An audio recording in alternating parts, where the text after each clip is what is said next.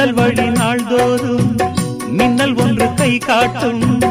அம்மம்மா என்னைத்தான் ஆசைகளில் நீராட்டும். எனக்கும் உனக்கும் இருக்கும் நெருக்கம்